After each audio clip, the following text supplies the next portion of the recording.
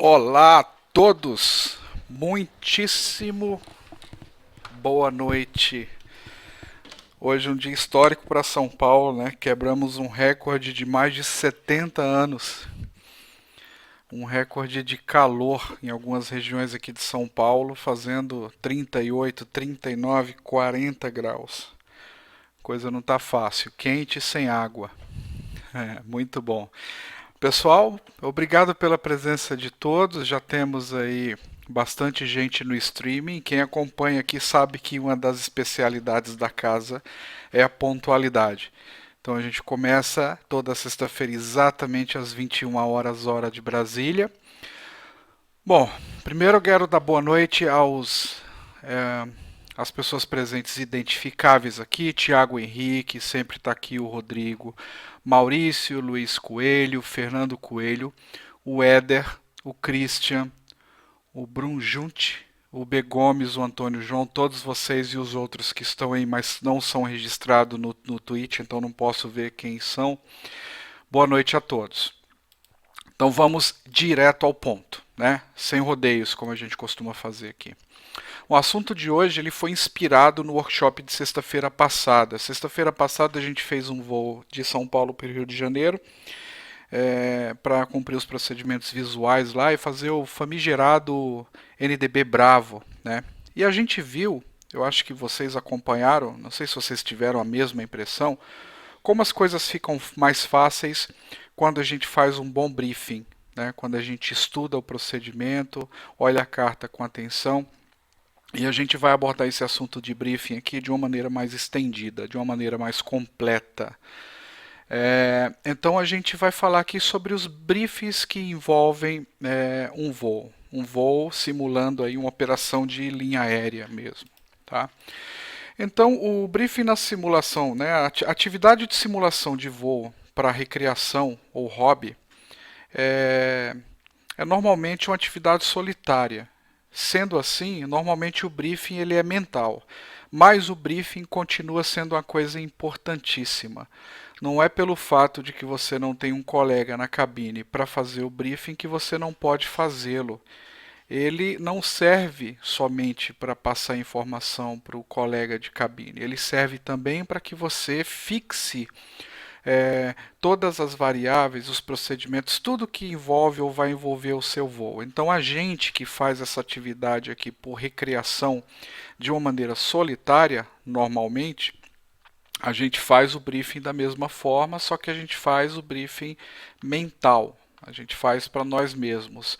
Algumas pessoas gostam de fazer o briefing até lendo em voz alta aqueles procedimentos, porque fixa um pouco mais, fica melhor de gravar, fica melhor de entender.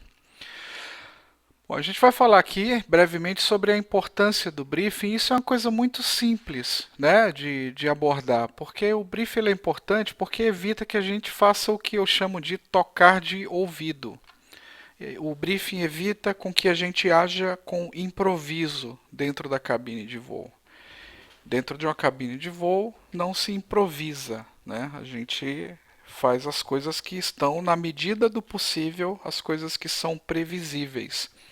E quando a gente capricha no briefing, faz um briefing extenso, eu não estou falando de briefing longo, estou falando de briefing completo, mas não longo, a gente torna as coisas muito mais previsíveis. Então, conhecer as variáveis que irão influenciar no seu voo são de extrema importância para tornar tudo mais fácil e, consequentemente, mais seguro e até menos estressante, um voo mais tranquilo, levantar as variáveis do voo antes de iniciá-lo. E uma coisa que é bastante falada em aviação, antecipar o futuro próximo, pensar um pouco à frente para poder ser proativo. Então, aquela coisa de antecipar-se, estar um passo à frente ou algumas milhas à frente. A gente escuta muito de pilotos, principalmente pilotos que operam aeronaves de alta performance, jatos de alta performance, falar de que é necessário que quem está no comando da aeronave, a tripulação que está no comando daquela aeronave, pense sempre algumas milhas à frente. Saiba o que vai acontecer com a aeronave daqui a 2, 3 milhas, ou até mais, dependendo da fase do voo e da situação. Um bom briefing, ele melhora a reação a possíveis anormalidades. Então, se você faz um briefing das situações que podem ocorrer mais críticas de um voo, a gente acaba reagindo a essas anormalidades de uma maneira automática, praticamente mecânica. A gente age automaticamente àquela situação. Uma situação que é brifada, de anormalidade extrema, por exemplo, é um briefing de decolagem com perda de motor, ou mesmo fogo de motor, e quais são os procedimentos que são adotados. Pela criticidade do procedimento ou da anormalidade, pelo pouco tempo que se tem de reação, esse é um procedimento, por exemplo, que sempre é brifado. Então, o briefing, ele inclusive é um exercício que se aplica a toda e qualquer atividade profissional. Eu, como profissional, fora da área de aviação, como vocês sabem, eu gosto de fazer briefings com a minha equipe, com os meus pares, antes de fazer qualquer atividade técnica ou qualquer atividade de intervenção, qualquer atividade que seja necessário ser feita no campo profissional. Eu costumo fazer, a gente senta todo mundo e brifa antes de executar a atividade propriamente dita. A atividade de briefing, ela deve ser aplicada, pode ser aplicada a qualquer atividade profissional. Então aqui eu separei 3 fotos para ilustrar esse exemplo. Aqui a gente vê um grupo de bombeiros que mesmo antes de subir no carro para atender a ocorrência, ou seja, salvar vidas, eles se preocupam em parar alguns minutos, fazer um briefing da situação, ou seja, falar o que se espera encontrar na situação de emergência antes de partir para ela. Nesse outro exemplo, a gente vê uma equipe médica fazendo um briefing de uma cirurgia, de uma neurocirurgia, ou seja, os médicos fazendo ensaios dessa cirurgia antes de executá-la propriamente dito. Nessa última foto, eu não encontrei uma foto mais adequada, então a equipe que seria um exemplo de uma equipe de demolição antes de fazer uma implosão de um prédio, fazendo um briefing, né? Mesmo um procedimento que foi planejado há meses, semanas ou mesmo até meses, eles antes de executarem ou de apertar o botão, eles briefam para ver, levantar todas as situações e as variáveis que podem ocorrer durante a operação propriamente dita. Trazendo isso para o mundo prático da aviação, quando que nós devemos fazer esses briefings? Em que momento esses briefings ocorrem? De uma maneira bem prática. Primeiro, o primeiro briefing ele ocorre na sala IS, lá na sala Charlie, ou na sala dos pilotos da companhia aérea. Geralmente tem um espaço para os pilotos. No mundo real, ele envolve não somente os pilotos, mas toda a tripulação da aeronave, como os comissários, chefe de cabine, os 2 pilotos da aeronave. Então eles reveem os procedimentos de emergência em caso de uma evacuação, em caso de um procedimento de emergência mais sério, que envolva aí a ação de toda a tripulação da aeronave, não só os pilotos, né?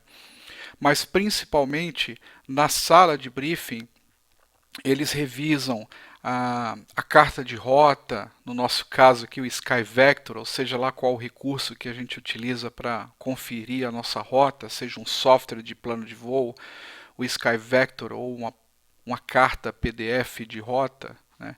Eles briefam o combustível estimado para aquele voo, eles já conferem o pedido de abastecimento, se foi pedido conforme o combustível necessário para aquela rota. As informações meteorológicas são coletadas e é procurado por qualquer tempo significativo na rota, os SIGMETs, né?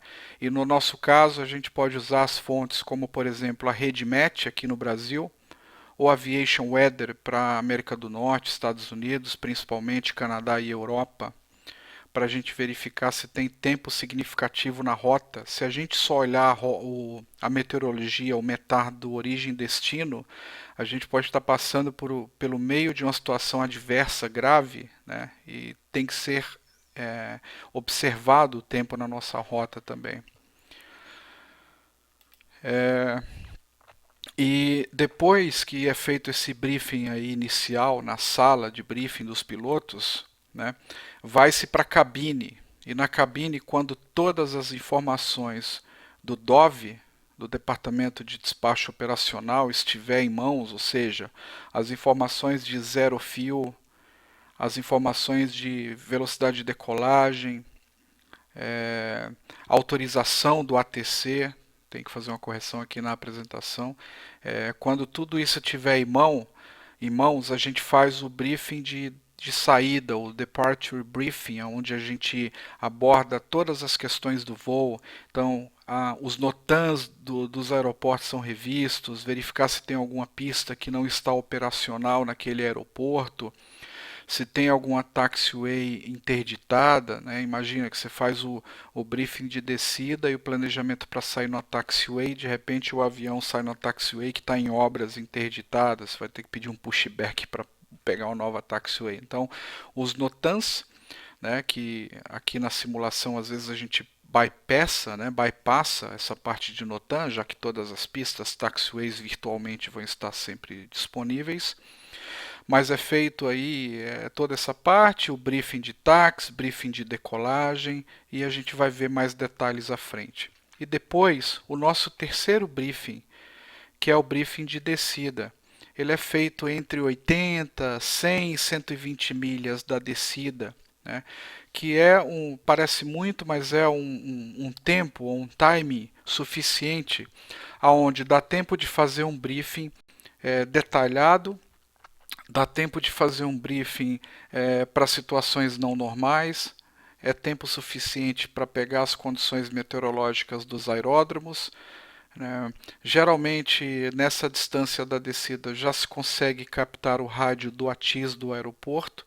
Aí a gente vê aqui no nosso caso, na simulação de voo, pelo menos no Flight Simulator, a gente ainda não consegue captar o ATIS nessa distância, né, a 100 milhas da descida a gente não consegue, mas a gente tem como alternativa subir esse plano de voo, por exemplo, no Active Sky, e no Active Sky, se a gente subir o plano de voo, a gente consegue sintonizar a frequência de ATIS no 122.05 no Active Sky. E aí nessa distância a gente conseguiria pegar as condições do aeródromo. Mas foi bem, isso aí é um outro assunto. Então a gente faz o briefing de descida, o briefing de aproximação, o briefing de pouso, inclusive a gente briefa o nosso táxi, qual vai ser o nosso táxi no aeroporto. Então a gente faz tudo isso, é levantado todos esses pontos no briefing de descida. Então vamos entrar em detalhes aqui sobre cada um desses briefings, o que é discutido, o que é abordado. Por exemplo, no briefing de rota e briefing meteorológico, a gente confere a nossa rota. A gente vai verificar primeiro se essa é a rota mais segura frente às condições meteorológicas, se é a rota mais curta, né? No nosso caso aqui de simulação, qual é o ponto de saída do procedimento SID e de entrada na nossa aerovia, se está correto, se precisa fazer algum ajuste, né? Para poder a gente escolher a nossa rota. Geralmente esse briefing de rota e meteorológico é feito durante o planejamento de voo, no nosso caso aqui de simulação. Na vida real, os pilotos se envolvem quase nada ou zero com o planejamento do voo. Ele recebe isso tudo pronto. Durante esse briefing inicial, a gente também faz um briefing meteorológico, ou seja, primeiro a gente toma ciência das condições meteorológicas. E começa com o conhecimento do METAR de origem, o METAR de destino e sempre também verificar o METAR do aeroporto alternativo. Dependendo das condições do tempo, a gente se prepara inclusive um segundo alternativo ou um terceiro alternativo. E aí a gente vai consultando as condições meteorológicas. De repente a gente seleciona um aeroporto alternativo que está com as mesmas condições adversas do aeroporto de destino. Então, quando a gente tem a meteorologia problemática na chegada, a gente às vezes seleciona mais de um alternativo. Outra coisa é, como eu já comentei lá no primeiro slide, a gente procura por meteorologia significativa na nossa rota. se tem ocorrência de tempestade, se tem ocorrência de cumulonimbus com nuvens muito altas, de turbulência. A gente estuda a possibilidade de desvio na rota ou se será necessário criar uma nova rota devido a condições meteorológicas ou se a gente já espera um desvio na nossa rota. Verifica através dos PIREPs, que são os Pilots Reports, se tem reportes de turbulência na nossa rota. A gente, para quem voa na Europa e Estados Unidos, a gente tem uma ferramenta muito útil sobre turbulência e PREPs, né, os Pilots Reports, que são principalmente o site Aviation Weather. O site Aviation Weather, onde você tem informações meteorológicas, SIGMETs e reportes de pilotos reais. E a gente pode trazer isso para a simulação, né? E a gente pode usar essas mesmas informações para verificar, prever condições de gelo, mas também verificar se tem reportes de gelo, para a gente verificar e planejar o uso dos sistemas anti-ice da aeronave. No caso do 737NG, os sistemas anti-ice, eles não são para remover gelo, eles são para prevenir gelo. Então, condições de gelo nessa aeronave elas devem ser previstas antes. Então você, em teoria, tem que saber quando utilizar os recursos de anti-ice antes de entrar em condições de gelo. E essas condições são analisadas durante o briefing meteorológico. E aí a gente vai usar todas essas ferramentas que eu já comentei, que são as cartas de voo, são gratuitas, né, para o briefing de rota, sites meteorológicos que também são gratuitos. E um bom motor meteorológico, óbvio, ele é muito recomendado para o simulador, porque se você vai utilizar ferramentas para fazer briefing meteorológico, ferramentas de meteorologia reais, como o RedMat ou Aviation Weather, eles vão te dar informações em tempo real, informações meteorológicas em tempo real, fotos de satélite e condições reais. Então, para que isso seja transportado para dentro do seu simulador, é mandatório que você utilize um motor de tempo. E hoje, o melhor produto para isso, sem dúvida nenhuma, é o ActiveSky.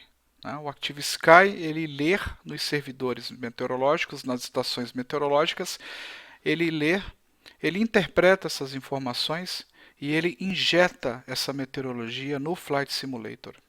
E aí você vai poder ter uma condição real meteorológica que vai condizer com aquilo que você estudou no seu briefing. E obviamente um lápis e um papel, talvez seja a ferramenta mais importante. Porque algumas informações que você anota, você vai precisar revisar durante o seu voo. Então é muito importante a utilização de lápis e papel. Para essa e para outras fases do voo, como por exemplo anotar a autorização do plano de voo e fazer anotações rápidas durante o seu voo, principalmente quando a gente está se comunicando com os órgãos de ATC. Depois, né, desse briefing que é feito lá na sala de briefing, nós temos um briefing que é feito já dentro da aeronave, que é o briefing de decolagem, o briefing de partida. Eu coloquei briefing de táxi e decolagem, mas deixa eu ver aqui o nome desse cara aqui de verdade aqui. É briefing de decolagem, tá? O briefing de partida, briefing de decolagem. Tá? Nesse briefing de decolagem, normalmente a gente faz quando a gente está com todas as informações do voo em mãos.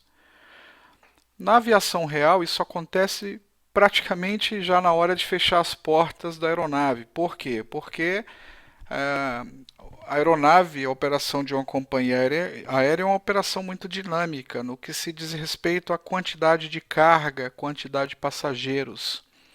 Então, como o nosso briefing vai englobar também dados de performance, peso, balanceamento da aeronave, na aviação real isso só vai acontecer quando o cara do DOV entrar na cabine de comando e entregar o Takeoff Data Card para ser preenchido pelo primeiro oficial e com todos os dados de peso da aeronave, carga, quantidade de passageiros, balanceamento, combustível, ou seja, ele vai entregar o zero fuel weight da aeronave prontinho. Né?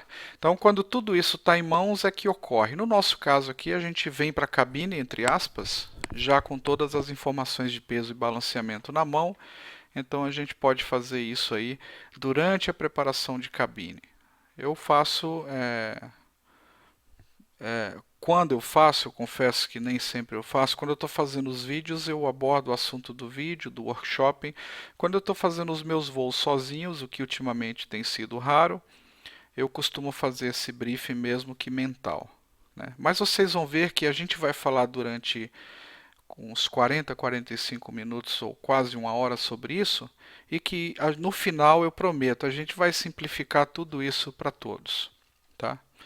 Então, durante o briefing de táxi decolagem, ou seja, o briefing de partida, a gente faz o quê? Faz a revisão das possíveis rotas de táxi, né? Dá uma olhada se o aeroporto tem hotspots, que são pontos, né? Pontos críticos, que está nesse exemplo aqui, ó. Esse aqui é uma carta parcial do aeroporto de Chicago. E só aqui nessa área da tela nós temos 4 hotspots. E para cada hotspot aqui eu tenho um ponto de atenção na carta que eu preciso ler. Às vezes está na parte frontal da carta, às vezes está no verso ou no próximo documento da carta. Então aí você tem, por exemplo, grande ocorrência de ou risco de colisão alto devido a cruzamento de aeronaves ou decolagem de aeronaves em outra pista, assim por diante. Isso aqui é no briefing de táxi. E claro, a gente revisa as condições do aeródromo, da pista, se estiver seca, molhada, né? A gente faz um briefing para quais são as condições para abortar uma decolagem, para fazer o rejected takeoff, né? Por exemplo, ó, o briefing padrão disso seria durante a rolagem na pista para decolagem, a gente aborta a decolagem por qualquer razão até 80 nós, a critério de qualquer um dos pilotos. Entre 80 nós e V1 a gente só aborta em caso de falha de motor ou fogo de motor, e depois de V1 a gente não aborta por qualquer motivo e segue com a decolagem e sobe até 1500, estabiliza e vai agir no troubleshooting, por exemplo. Também a gente aborda os dados da subida inicial após a decolagem, né? Qual vai ser a subida em caso de subida normal, qual vai ser o procedimento que eu até comentei um pedaço aqui em caso de subida monomotor, ou seja, com um dos motores falhando. E se necessário, se for possível, aliás, não necessário, a gente pede uma antecipação, já discute antes de executar se durante a subida a gente vai pedir alguma antecipação da rota, pedir para o ATC para a gente abreviar a nossa saída e voar para um fixo diretamente. Mas na verdade são abordadas outras coisas. Por exemplo, uma coisa muito importante que é abordado durante o briefing de decolagem é o NOTAM dos aeroportos, verificar principalmente se tem alguma pista inoperante. Geralmente essas questões mais críticas vêm no começo dos documentos de NOTAM. Verificar o status da aeronave, verificar se todos os sistemas da aeronave estão operacionais, por exemplo, se o APU está funcionando. Às vezes você pega uma aeronave que o anti-ice do motor esquerdo está inoperante, você tem que tomar ciência disso. E isso foi anotado por tripulações anteriores ou pela equipe de manutenção. Então a gente verifica o status da aeronave. Depois a gente verifica o takeoff data card, tá? Ou seja, confere o número do voo, aeroporto de saída, a pista de decolagem, quais são as condições da pista, sintoniza e pega o ATIS, a informação Alfa, Bravo, Charlie, qualquer que seja, confirma o modelo da aeronave, dá uma olhada no Zero Fuel Weight, no Takeoff Fuel. Bom, todas as informações de performance que está no Takeoff Data Card, velocidades de decolagem, qual vai ser o trim, tá? Geralmente esses dados aqui que eu estou falando para ser feito em briefing, eles são feitos, você vai executando e já vai tomando ciência, ou seja, parte do procedimento de preparação da aeronave ele serve como um briefing. Você fica tomando ciência lá e, por exemplo, tem itens lá que são abordados 2 vezes, né? Por exemplo, as velocidades de decolagem, ou 3 vezes quando você insere no Takeoff Data Card, depois quando você insere no CDU e depois quando você lê no checklist, por exemplo.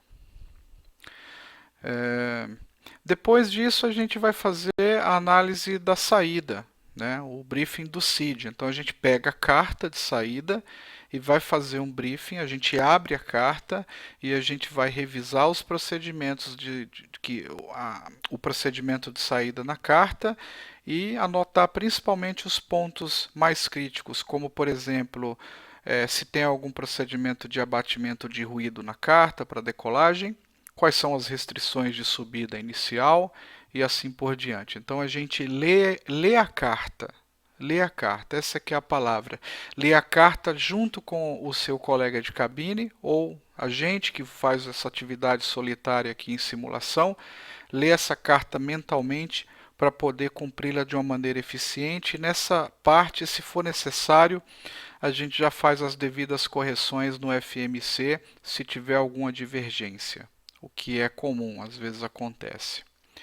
Depois de fazer a análise do CID, a gente faz o RTO Briefing, que é o briefing para Rejected Takeoff. Quais são os procedimentos que a gente vai fazer em caso de um Rejected Takeoff, que eu exemplifiquei mais na frente. Depois, é um procedimento novo que foi implementado no briefing, é feito o briefing de Cabin Altitude Warning Takeoff Briefing, quando tem problema de pressurização. Quais são os procedimentos que vão ser feitos. Então, isso aqui são todos os itens que são cobertos, recomendado pela companhia aérea, recomendado pela Boeing, por exemplo, que devem ser abordados em um briefing de decolagem, por exemplo. Assusta um pouco, mas no final, como eu prometi, eu vou simplificar isso, tá, para a gente, vai ficar mais fácil.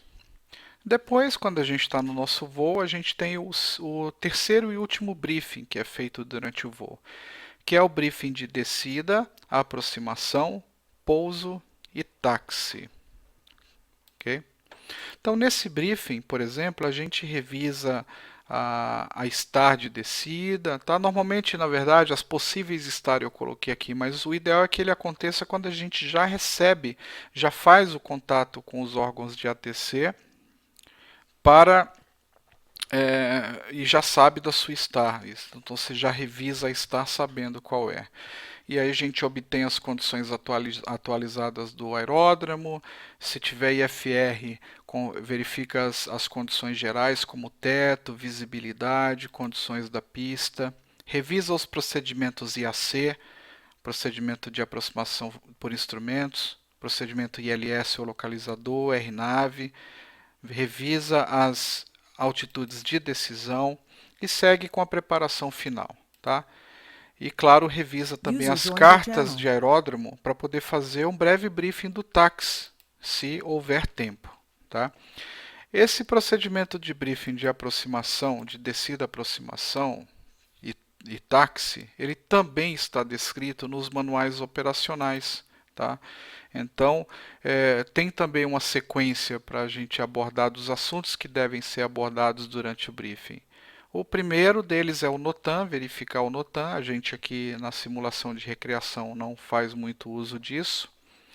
Geralmente, quando tem um NOTAM, uma pista que está inoperante na simulação de voo, os ATCs, pelo menos na VATSIM, e pelo menos eu tenho visto isso nos Estados Unidos, eles colocam lá no bilhete de NOTAM, que aparece no software cliente de conexão, ele já diz lá se tem alguma pista inoperante, se tem alguma pista fechada, ele põe lá o mini NOTAM.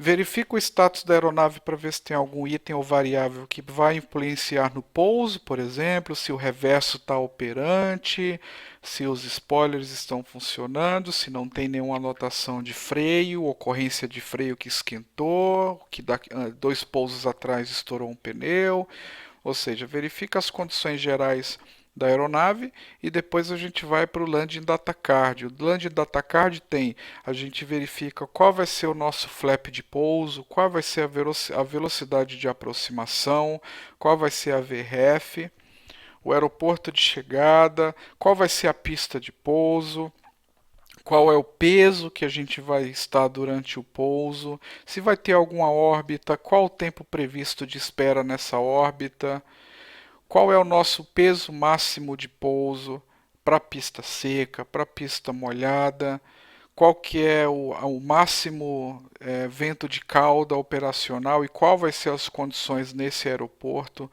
com que auto-brake que a gente vai fazer o pouso para aquela pista e para aquelas intenções de táxi. E fazer um briefing sobre o aeroporto em si. Depois a gente vai revisar o procedimento STAR, aí eu estou falando já na ordem, né? O procedimento de aproximação, e depois os procedimentos de aproximação instrumentos final, a carta, fazer análise da carta, é, de aproximação final, com todas as restrições e principalmente as restrições, verificar qual é a extensão do ingresso no localizador, no ILS, já fazer um briefing ali sobre quais vão ser as velocidades que a gente vai utilizar para fazer aquela aproximação, se a gente vai entrando num glide padrão de 3%, se ele é mais acentuado ou não, e assim por diante. Então, tudo isso aqui são coisas que ajudam, que quando encarados de uma maneira séria, assim, vai ajudar muito a gente no nosso voo, né? E apesar de eu já ter falado aqui 33 minutos esses procedimentos, isso não demora uma vida para ser feito, tá? Então eu fiz aqui uma estimativa. Então aqui, olha, nós separamos aqui 3 fases e 3 briefings, né? O nosso briefing que é feito na sala IS, na sala Charlie ou na sala de briefing da companhia ou da empresa aérea, na nossa sala, né? O briefing de rota e meteorológico, ele não vai demorar mais do que 2 minutos. Tá? O briefing de táxi e briefing de decolagem, da mesma forma, ele não vai demorar mais do que 2 minutos. E o briefing de descida e aproximação, ele pode ser um pouco mais longo, mas mesmo assim ele não vai tomar mais de 5 minutos do nosso tempo. Então nós falamos aqui durante meia hora para explicar o que vai ser feito em apenas 9 minutos. Tá? E vai ajudar muito o nosso voo, a qualidade da nossa simulação e a segurança.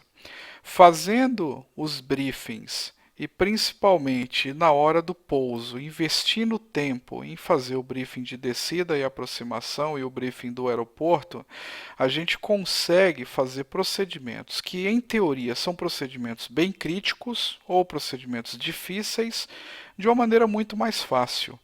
Por exemplo, a forma como a gente fez na sexta-feira passada o procedimento NDB Bravo para a pista 20 esquerda em Santos Dumont. É um procedimento visual, crítico, difícil de ser feito, mas vocês lembram, quem acompanhou na sexta-feira passada, como a análise da carta de aproximação final nos ajudou e a gente já sabia, né, a cada ponto crítico durante a nossa aproximação qual deveria ser a nossa configuração de altitude, de velocidade e como isso ajudou na nossa aproximação e acabou sendo uma aproximação bem tranquila.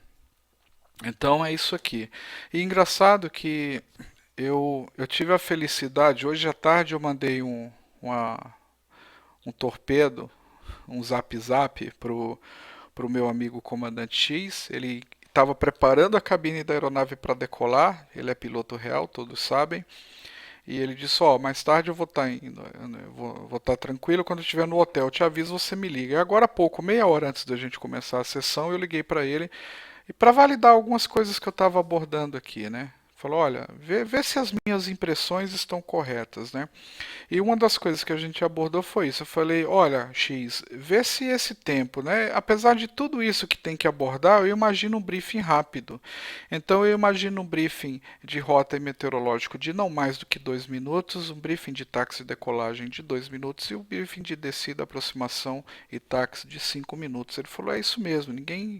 Se você investir muito tempo, as pessoas até param de ouvir. O briefing tem que ser eficiente. Ele não pode ser extremamente curto e pobre de informações, mas ele também não tem que ser um bate-papo de 10, 15, 20 minutos. Né? Isso a gente deixa para cá para abordar aqui dentro de um ambiente, digamos assim, dentro desse workshop, por exemplo.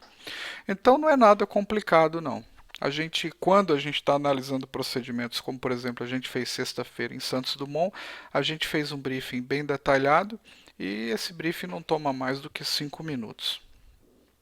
E isso vai servir muito, né, para transformar, que são 9 minutos que mudam a sua experiência de voo e a experiência de simulação, ou seja, vale muito a pena. Então, como exercício, né, e para servir de referência para vocês, os meus próximos voos eu vou fazer todos esses 3 briefings, tá? De uma maneira mais clara, porque às vezes eu começo o voo, por exemplo, eu já fiz o briefing quando eu começo a streaming, eu já fiz o meu plano de voo, o meu FP já está pronto, já está impresso, rota, a parte meteorológica eu já fiz, tá? E os próximos voos que eu fizer aqui no streaming, a gente vai tomar um pouco mais de cuidado para a gente exercitar isso que a gente falou aqui nesse workshop e para a gente ter uma visão mais clara de como aplicar isso de uma maneira prática, de uma maneira clara dentro dos nossos voos aqui, dessa brincadeira nossa aqui, né? Nessa aviação para recreação e simulação. Bom, hoje eu preparei uma coisa um pouco mais curta e mais direta, acabou tomando menos tempo. Então, 40 minutos de fala significa que a gente pode ter um pouco mais de tempo para perguntas e respostas. Como a gente tem um pouco mais de tempo para isso, eu vou abrir as perguntas e respostas pelo chat e também pelo TeamSpeak, dentro ou fora do tema dessa apresentação de hoje. Claro, preferencialmente que esse tema se restrinja ou ao tema de hoje ou ao tema principal dos nossos workshops, que é o 737NG. Então, a partir de agora está aberto para perguntas, eu vou esperar um pouco, e se não tiver perguntas, a gente vai encerrar mais cedo a sessão de hoje, e aí daqui a uns 15, 20 minutinhos eu acho que rola um voo, vou fazer um voozinho aqui também. Opa, legal o tema, hein, galera? Ô, Léo, obrigado. Sabe que o briefing de Missed Approach é bem interessante do pessoal que está começando a voar se acostumar a fazer. Principalmente na chegada ali do Santos Dumont, que é uma aproximação difícil, a maioria do pessoal erra, né? Ou não consegue pousar, né? Então é bem bacana aí ter um briefingzinho ali de Missed Approach, né? Para onde voar depois ali que tenta fazer a aproximação e não consegue, né? Ah, muito bem lembrado, Léo. Eu acabei nem citando o Mr. Approach, mas o Mr. Approach ele está embutido naquele briefing de 5 minutos, né? Quando a gente faz claro que eu não citei mesmo, mas tem que ser falado, e em procedimentos que são mais críticos, como esse que o Léo falou de Santos Dumont, eu acho que há muito mais segurança quando a gente faz o briefing de Missed Approach como briefing principal e se der pousa, né? Ou seja, vem preparado para fazer uma aproximação perdida, sem peso na consciência, e se por acaso a aproximação der certo, a gente vai fazer o pouso. Obviamente que no final isso acaba sendo muito mais pousos do que Missed Approach, né? É o requerido, senão significa que você pode não estar preparado para fazer aquele procedimento ainda. Mas o procedimento de Missed Approach, muito bem lembrado pelo comandante Leonardo Eck, ele tem que ser abordado também durante o briefing de descida.